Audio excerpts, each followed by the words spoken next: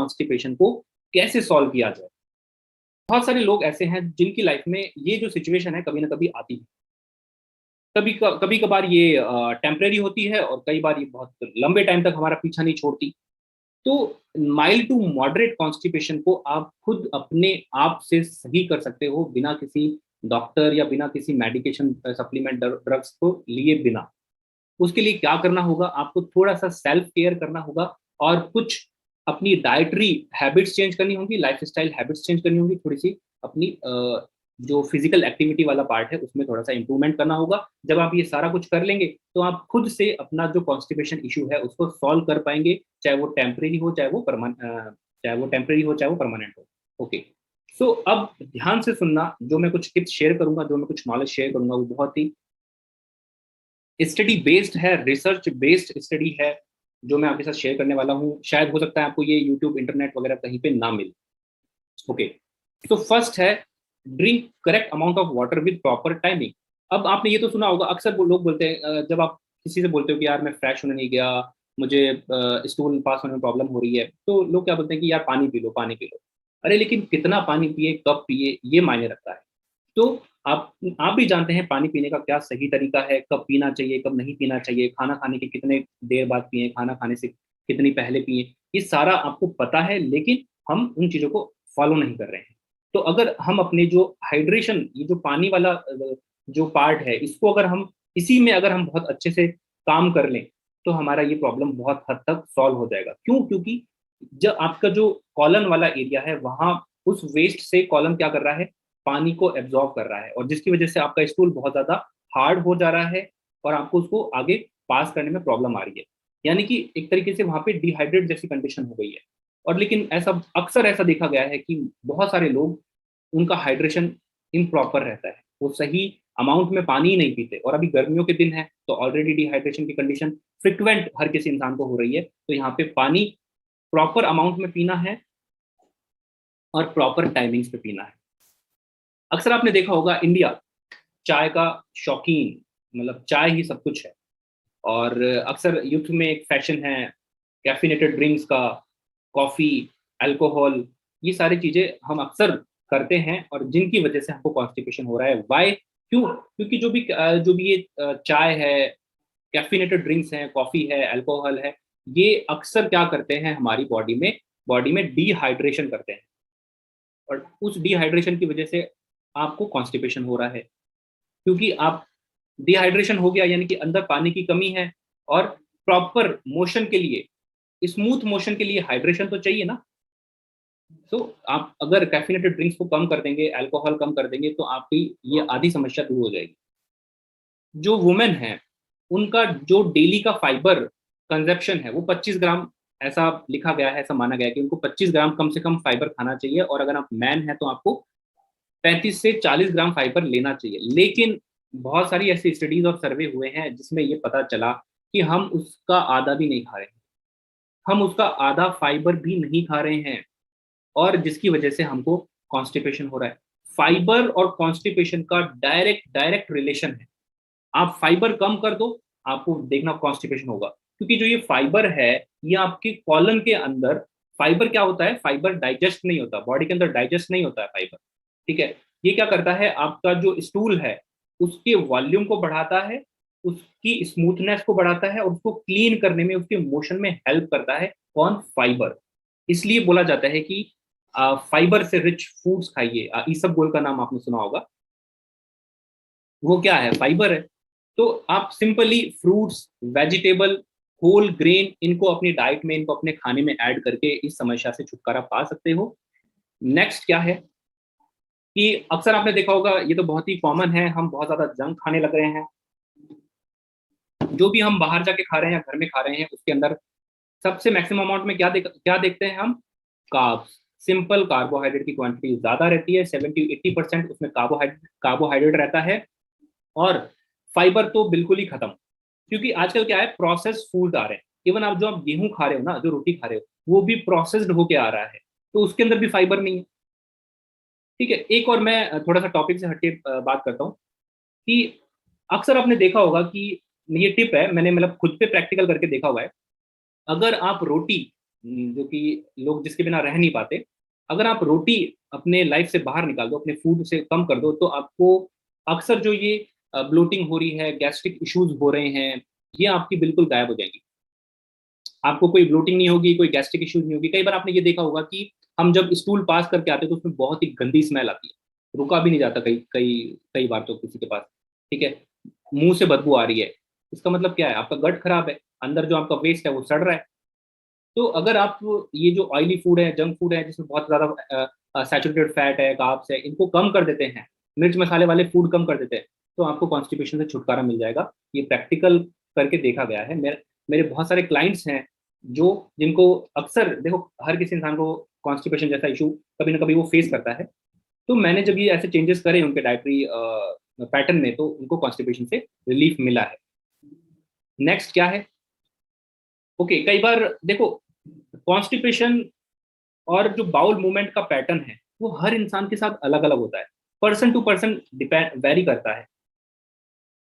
किसी का bowel movement pattern कैसा है, कोई दिन में 3 बार जा रहा है, कोई दिन में 1 बार जा रहा है, कोई दिन में 2 बार जा रहा है। हर किसी इंसान की कहानी अलग अलग है उनके बाउल मूवमेंट को लेकर।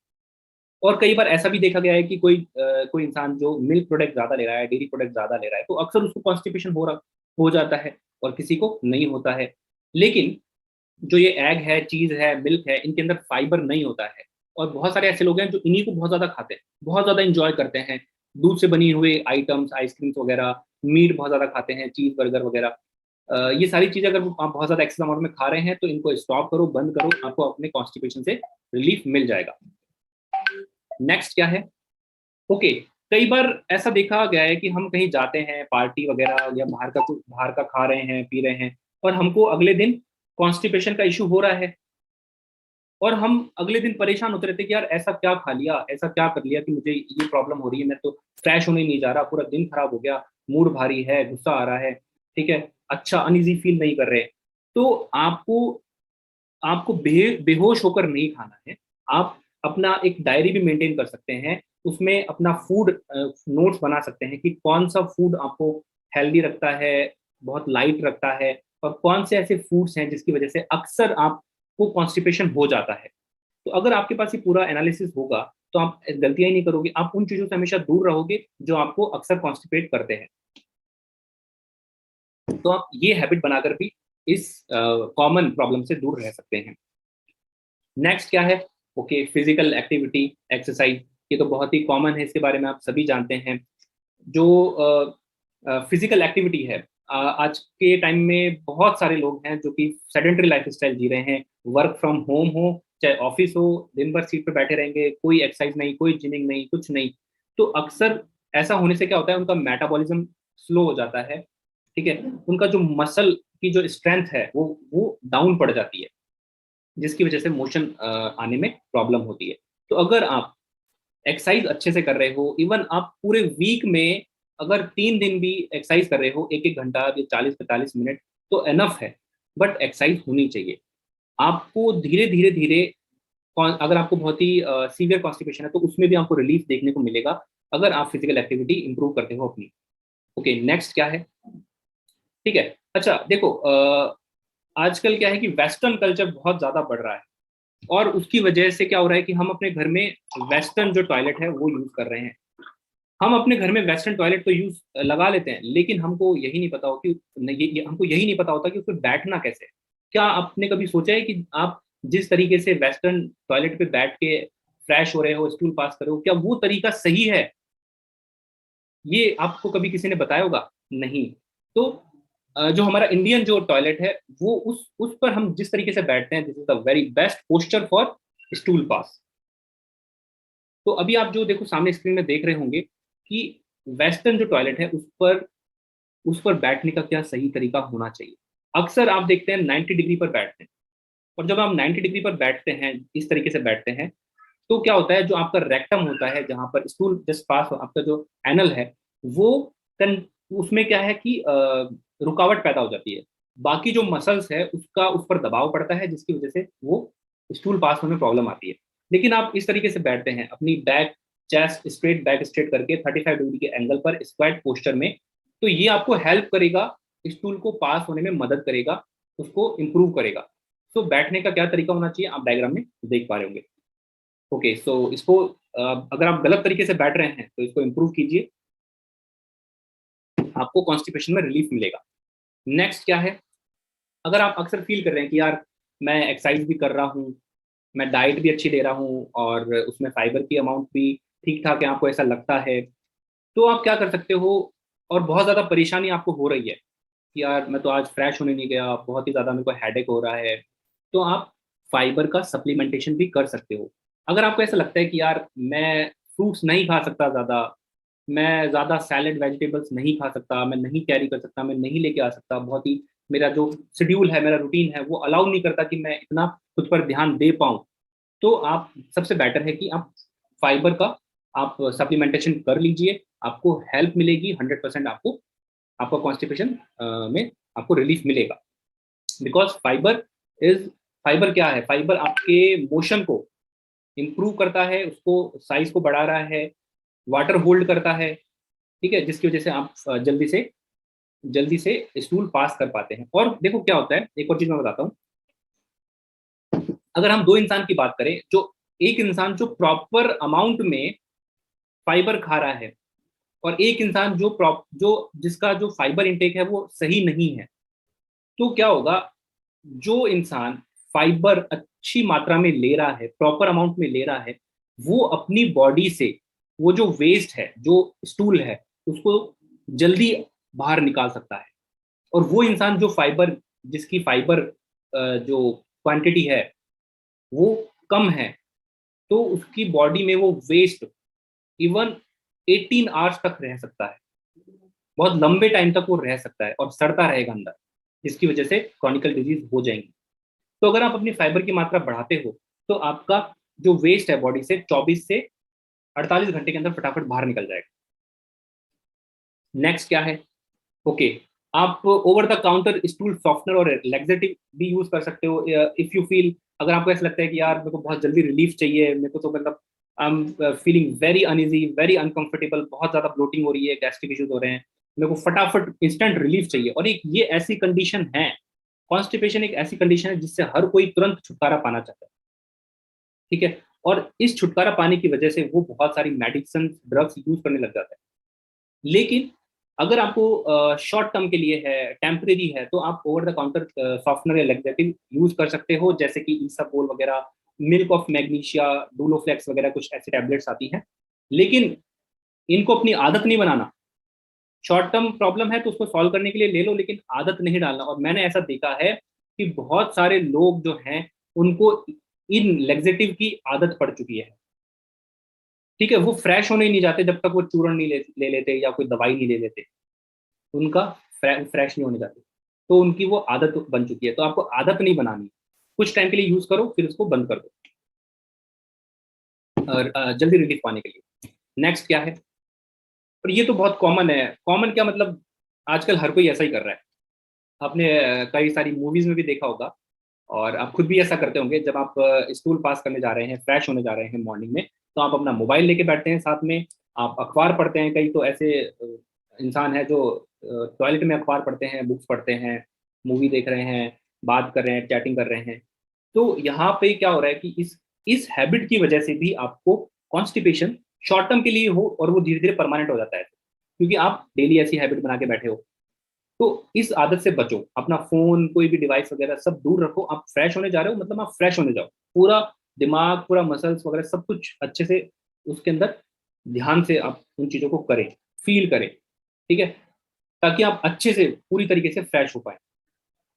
नेक्स्ट क्या है, अ, ठीक है, ये इसके बारे में हम पहले ही बात कर चुके हैं कि अगर आपको लग रहा है कि मुझे फ्रेश होने जाना है, तो फ्रेश होने जाइए, उसको अपना एक रूटीन बना लो, एक फिक्स टाइम कर लो, अपनी आदत बना लो कि हाँ भाई मेरे को इस टाइम पे बैठना है, मेरे को जाना है तो जाना है, ठीक है। ऐसा नहीं कि यार कोई काम है, कोई आया हुआ है कहीं बाहर हो, तो उसको रोक लेते हैं, बाद में कर लेंगे, बहुत मुश्किल से प्रेशर बनाए, अगर आपने रोक लिया, नहीं गए, तो हो सकता है वो फिर आए ही नहीं, क्योंकि जो कॉलन है ना, वो एक्सपेंडेबल है, वो फैल जाएगा, पुराना भी अंदर है और नया भी आ जाएगा। तो जिस टाइम आ रहा है फटाफट जाओ, और ये टाइमिंग हर किसी इंसान की अलग अलग हो सकती है, किसी को मॉर्निंग आ रहा है, किसी को मिड मॉर्निंग है, किसी को दोपहर में, किसी को शाम को, तो इट डजेंट मैटर, जब आ रहा है जब चाहिए। अब देखो पोटेशियम डेफिशिएंसी की वजह से भी आपको कॉन्स्टिपेशन हो सकता है अगर आपकी बॉडी में पोटेशियम की डेफिशिएंसी है तो। सोचो कि पोटेशियम और कॉन्स्टिपेशन का क्या रिलेशन है। पोटेशियम क्यों जरूरी है कॉन्स्टिपेशन से छुटकारा पाने के लिए? क्योंकि पोटेशियम एक ऐसा मिनरल है जो कि आपकी आपकी मसल्स को रिलैक्स देता है, आपकी मसल्स को स्ट्रेंथन करता है।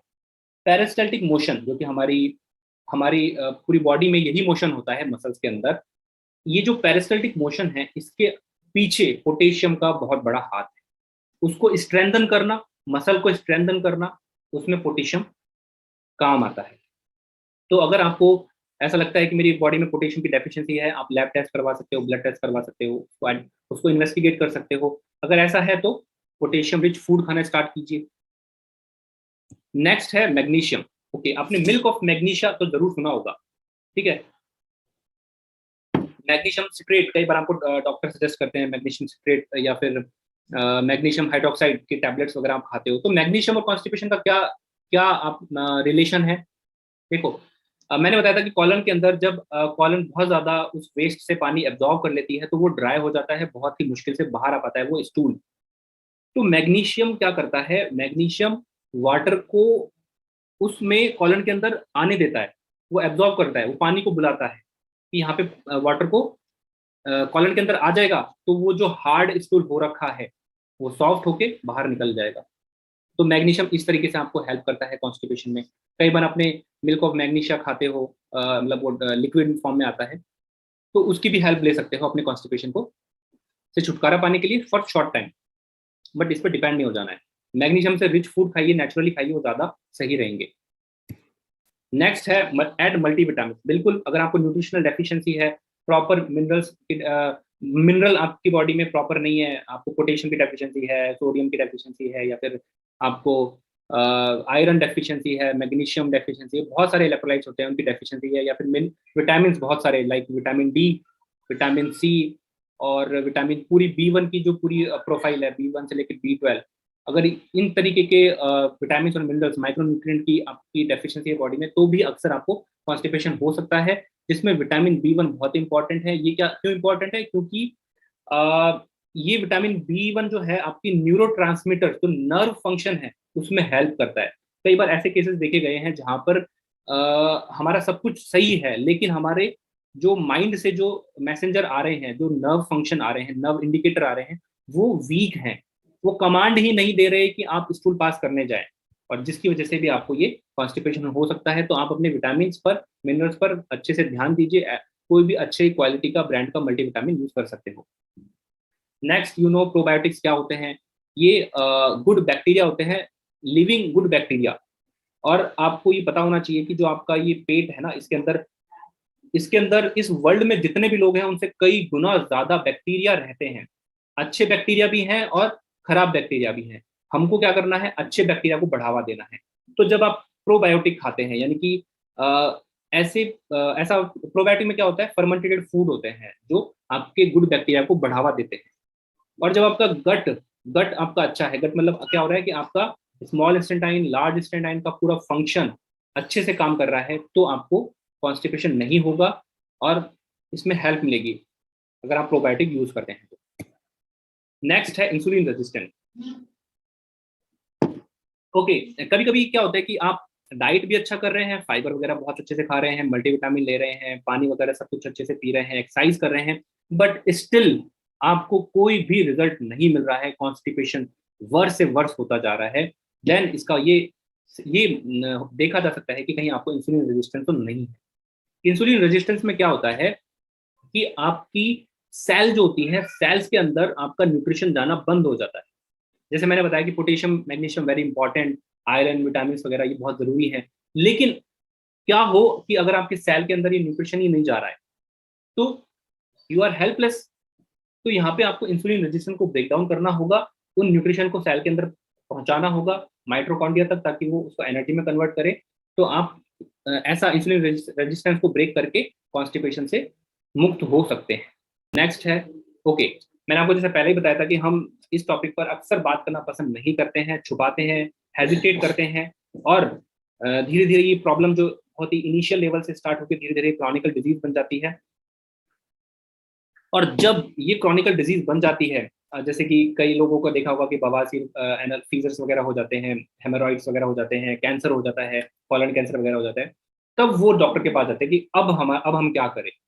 तो कभी भी आपको इनिशियल लेवल पर कॉन्स्टिपेशन के कुछ रिजल्ट्स, मतलब कुछ आप फेस कर रहे हो, या फिर कभी ब्लडिंग वगैरह हो रही है, या फिर अक्सर आपको इस प्रॉब्लम से गुजरना पड़ रहा है, तो आप अपने डॉक्टर या डाइटिशियन से बात करिए, खुल के बताइए उनको क्या प्रॉब्लम है, तो वो आपकी जरूर हेल्प करेंगे। ठीक है।